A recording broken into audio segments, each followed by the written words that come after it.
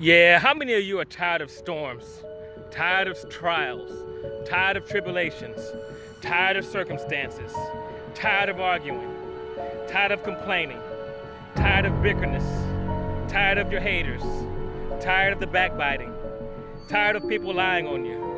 How many people are tired of these things? We're tired of them cloudy days, and we're tired of going through them hurricanes. And each of those hurricanes in our lives are different categories. Category 1 might not be as hard as category 2 or 3 or 4 or even 5, but we gotta learn to understand one thing. Who do you serve? Well, now, Brother Johnson, I've been praying for years and nothing never happened. But where's your faith at? Think of our problems as testing by God. See, it was God who set forth the test and even brought up Job's name towards the devil. It was not the devil who brought forth Job's name, it was the opposite. God said, "Have you considered my servant Job?" Long before Satan even spoke. We walk around talking about the devil is on my back, the devil is attacking my family, the devil is attacking my house, the devil is doing all these things. You deceive yourself, because it is the Most High God who considers you to the enemy and gives the enemy permission to cause mischief in your family, in your house, in your place, to see where your trust is. Now, you say you trust him, but do you trust him when you're going through your problems? Do you trust him when you go through your circumstances? When you're in category 1 storm in your life, can you stand? When you're in category 2, are you going to drown? Or are you going to find shelter in him? When you're in that category 3, my friends, when winds are pushing and situations seems like there's no hope, your prayers are not even working, and then it gets to category 4 and you see no hope, no way out, then category 5 comes, you think it's going to be utmost destruction. Nothing will be left of your life. But then again, who's your rock? Who's the rock you can cling to and never let go, and it will always be there for you no matter what?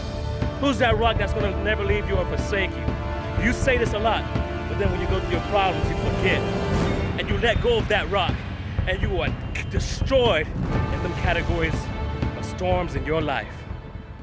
Man. So let me encourage you, my brother, my sister, my friends, my family, people I don't know. Man, we serve a good God. And sometimes it's those problems that try to blind us from what really is with us, that's with us. Sometimes we feel that God is not with us, and sometimes we feel no presence, but understand, like your shadow, you sometimes don't see it, but the shadow is always present when you're walking. It's the same thing with God. You might not feel him, but he's there testing you every step of the way. You might try to pray against those problems, you might try to pray against those issues, you might try to pray against those circumstances, but they cannot stop because it was God who allowed it. And the only way it's going to stop is when God sees that you are able. You grew some backbone. You grew some stance in your life. You placed your foot down. You put your foot down. You said, no matter what I go through, Lord, I'm going to serve you. This situation might seem great, but I'm never going to lose my faith in you. I'm going to stand. When you can do that, my friend, like Job, who never cursed God, never sinned against God, or never even came against him, but he was definitely in pain. He was definitely in sorrow, but notice what he did. He never cursed God. He never sinned against God. He never came against him. Because the Lord giveth, the Lord taketh away. That was his mindset. He feared God and eschewed evil. That's what we should all do.